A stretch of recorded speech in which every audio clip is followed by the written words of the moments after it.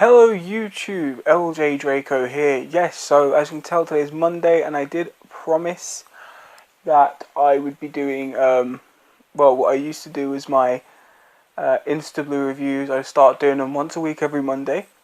Normally I do 3D Blu-rays. I will be doing that order again. I'll be going like 3D movies, then all my 2D movies.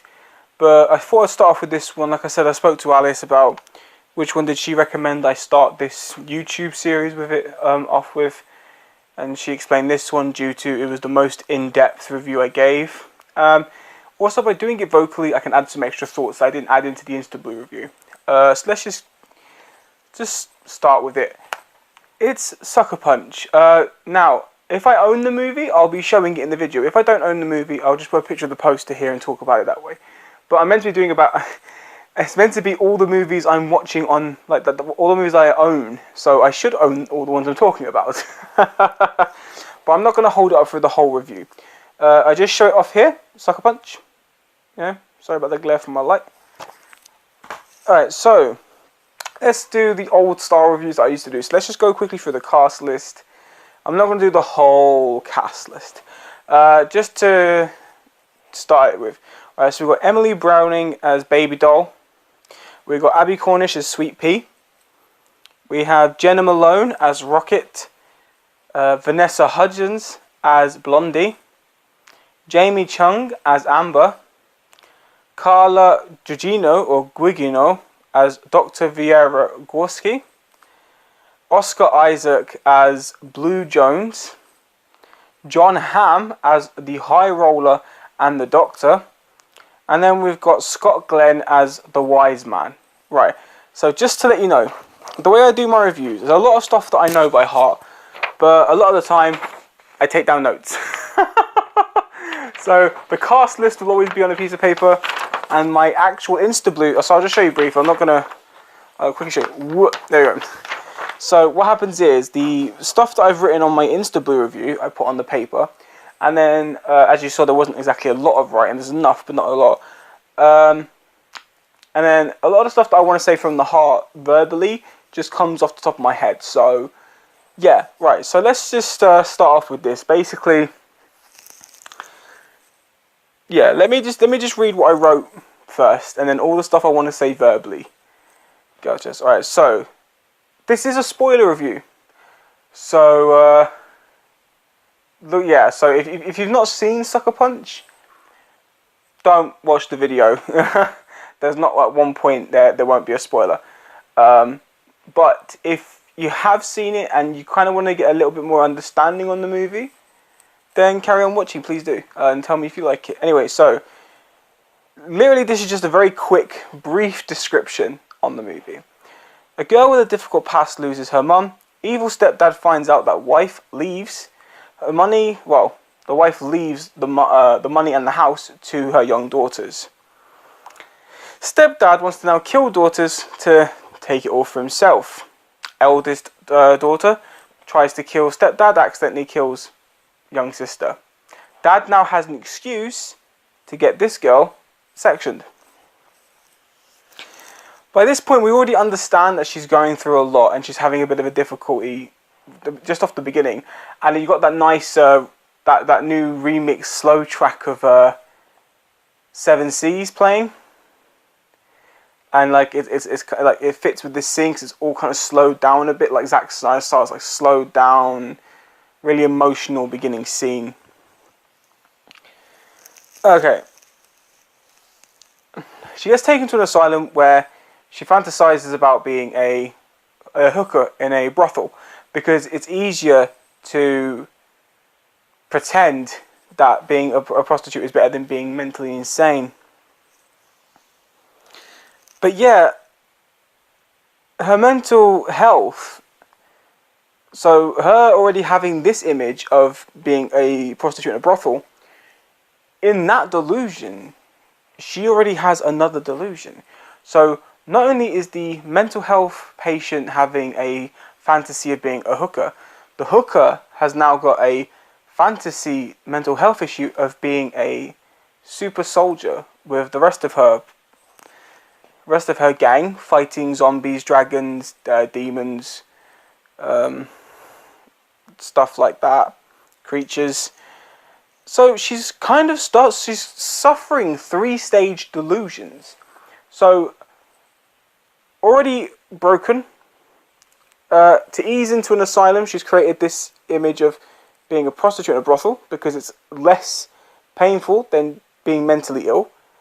But then this gets so much that she creates being a super soldier with a group of girls. So yeah, and I mean, it's to try and make her past seem so much more forgettable. And it's like, her mental health isn't treatable, so instead of realizing she's got issues and she's suffering, she tries to create this delusion where it's not as bad. But then within that world, within that fantasy, it's still just as bad. So she creates another fantasy within the fantasy, and she's just getting lost. But at the end, she's kind of okay with letting go and letting it all, just letting it all go, starting fresh in a way. No, most people would fight what happens, but she welcomes it. She's ready for it. Now, that's pretty much what I've written down. I tried not to look too much down at the paper. I tried to show a little bit of eye contact. And it's difficult because the paper's really far down, but I don't want it like right next to the camera too. You know. But yeah, basically that's just the gist of what I've written. So let's just break down some of the movie. So the beginning is pretty much accurate to what I was saying. Yeah, the stepfather takes her to the asylum, and it's when she gets taken there, she starts flickering in between this, like there's like a stage play going on, and then she sits down in this, or someone sits down in this chair, and then as they sit up, they're at a brothel doing a kind of kinky play for the punters, and yeah, that's when it starts getting confusing. Well, the first time you watch it, that's when it gets confusing because you don't know what's going on. You're trying to think. It just gets worse and worse from that point, but not in a bad way. Like her mental health gets worse. Yeah, this is a really intelligent movie. Now, I don't know what Zack Snyder intended with this, but the thing that I love is how it makes people question their knowledge on the movie when they've watched it. They kind of go, oh, well, isn't it obvious? The brothel was real. She was just fantasizing about being mentally ill because it was easier. Oh, no, the super soldier world was real. But because of, obviously, the horrors, the fact that dragons and zombies exist, she would rather pretend that she was mentally ill and it was all just a fantasy. Or no one could tell which world was real. No one could tell which world was the reality in this. But the thing is, they are all, in some way, the reality, and the reality being was that she was mentally ill. She'd not only lost her mother, she was the reason her little sister had died, even though she was trying to protect her. And the shock and the fright of all that split her into 3 worlds: a world where she was mentally ill and she was the cause of her sister's death, where she was a prostitute and she was having to sell herself to survive, and a world where she was a protector. So think about this. It's actually really, really, it hits the point of what mental health can do. When she lost her mum, she was already a fractured girl, but she was protecting her little sister, right? When the little sister when she actually killed the sister, she then fragmented again. She became this gutter slut, basically. I'm not like being rude. I'm trying to phrase it here. So basically, she was this disgusting creature of the night, selling herself to survive in this brothel place, and that was showing her the side that she believed she was, because she was nothing dirtier than this scum in her mind for what she did to her sister. So mentally, she created this world where she was this horrible, disgusting, vile creature that would sell herself for money because she wasn't worth it and all this stuff. But then it split again to a third where she was the ultimate protector. So her personality divided into 3 places. The reality of she's mentally scarred from what's happened. The side where she is completely horrible and hates herself for what she's doing, and then the side where she is a protector of the world, she's the defender. So it works. All three worlds are the reality, and in a way, I guess they're all also a delusion, because while she's thinking of these other worlds, she's not really thinking of her reality. So it's a very nice combination of three worlds mixing into one from the same brain and the same personality. And that is one of the most amazing movies I could ever think of to watch. When you break it down step by step. Now, I'm not going to lie. If I hadn't been with Alice, and if I hadn't experienced what mental health is possible of and what's capable of, I would never have understood this movie at all in any way. But it was when watching it, because the first time I ever watched it, I was just like, oh, this is a pretty good movie. And I watched it with Alice, and she was just sitting there going, oh, yeah. And I was like, what? And then she was explaining not everything, but in small details. And I asked her, and I said, like, well, you know, I said, like, do you think that all of these are possibly the reality then, to her? And she said, well, if it was me, I'd see it as it is, yeah, because mental health can sometimes be so strong that you don't remember which one is the reality or the delusion. They all just become reality in the end because you're fearing all. And to me, that's what made me realise that, wow, this movie it's more powerful. And it's when I started, because then I rewatched it when Alice was asleep, and there were certain things that I was noticing, like for example, Oscar Isaac's character, I think his name was Blue. Yeah, Blue. He was the guy that was in charge of the mental asylum at the time, but in this delusion, he was also the head of the whorehouse. And she was picturing dancing in this whorehouse delusion. She was picturing dancing, whereas when she was actually dancing, when she'd then pictured this other world, she was actually being abused by Blue. And it makes you realize, wow, when someone is that fractured, the stuff they will do to block out everything, it's quite intense. It makes you realize that, shit, mental health does suck. And the things people have to go through just to get by on a daily basis. So this movie is one of the best mental health related movies I have seen in a very long time. Now, I don't know if Zack Snyder tried to go this way. Plus, I also know that there are some graphic novels. Now, I'm going to sound like a complete total idiot. I don't know if the graphic novels were before this movie, or this movie came out and then there was graphic novels. I'm pretty sure graphic novels existed before the film. And if that's the case, then I'm an idiot, because I should have researched this before I'd done the video. At least I'm honest. At least you know you get that honesty from me. I have no idea. But from what Zack Snyder portrayed in this is fantastic. I mean, like, it's like the guy, the wise man. Is it Scott Glenn?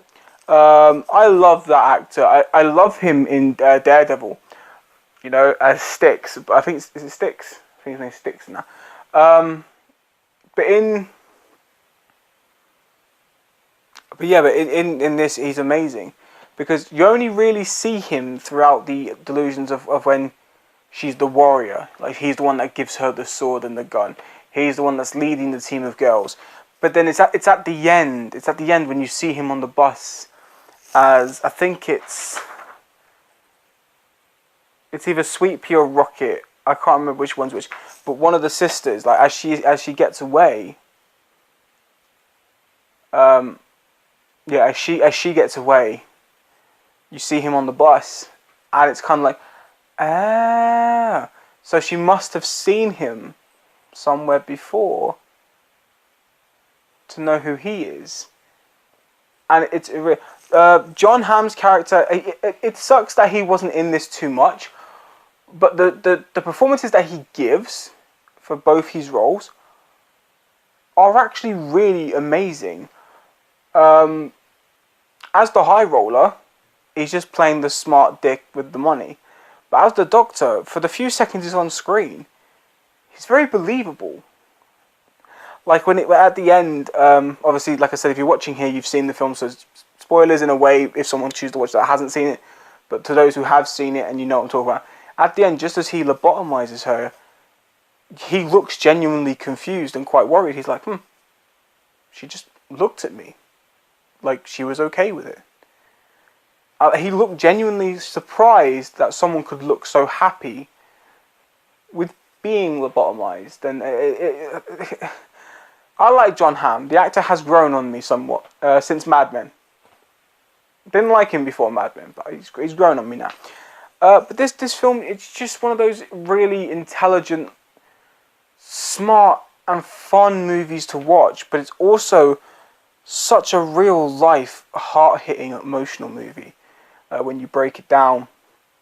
I mean, whether or not I'm right or wrong about this, about whether or not this was what Zack Snyder intended, or whether or not, you know, this wasn't what he wanted, or whether the graphic novels portray this, but when you break it down and you look at it, it does show. It shows exactly what I'm talking about. And, yeah, it's just become one of my favourite movies of all time. It's definitely in my top 50. If it's just been pushed out of that, it's definitely in my top 100 favourite movies of all time. But, yeah, if you haven't seen it and you've watched this review, I'm so sorry that you know everything about it. But if by watching this and you haven't seen it and you kind of go, oh, from everything he's just explained, it sounds like I do want to see it, please do. It is a really fun movie. If you collect Blu-ray, it's great. If you don't and you watch DVD, it still looks just as good. I can't. It doesn't need to be such a high resolution to be enjoyable, because it's not always about the look. Okay, sometimes, yeah, it's nice to have a good, visually stunning film, but sometimes you can just enjoy the movie for the story. That's all I can say. So yeah, so I hope that you kind of enjoyed this review. I know it's not like my old ones where, you know, I get a bit more. I'm trying something new. Not all my reviews will be spoiler reviews, by the way. Most of them are just basic, to the point. The only reason this was a spoiler was because I wanted to get through all of this. Plus, there is a bit actually written at the end here, which I will also say now anyway, which is, to anyone who is suffering with mental health, just remember a couple of things. You're beautiful, you're funny, you're intelligent, and you're loved.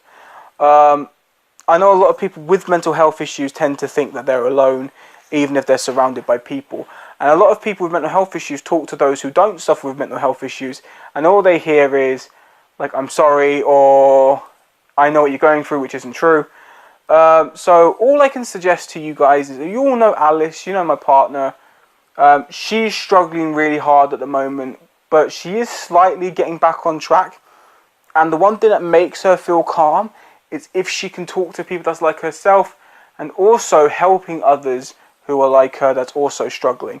And I just realised I'm so unprofessional because I've got this earpiece in my ear still. Sorry about that. But back to the seriousness there. Alice has said that anyone who does suffer and feels alone, please do not feel hesitant to contact her.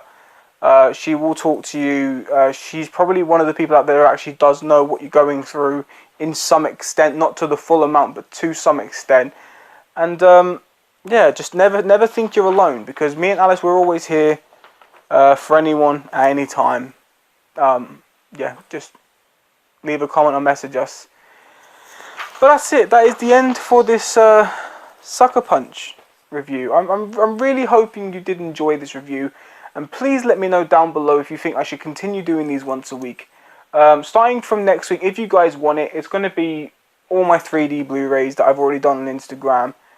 And those will just be they'll be like 5-10 minute videos, just quick to the point, done. Right, that is the end of this video. If you enjoyed this video and previous videos, don't forget to strike the like for future videos. If you're new to my channel, this is a couple of my videos, click the subscribe button down below. I'd surely appreciate it. Anyway, take care, you wonderful, wonderful people, and I'll see you next time. Bye-bye!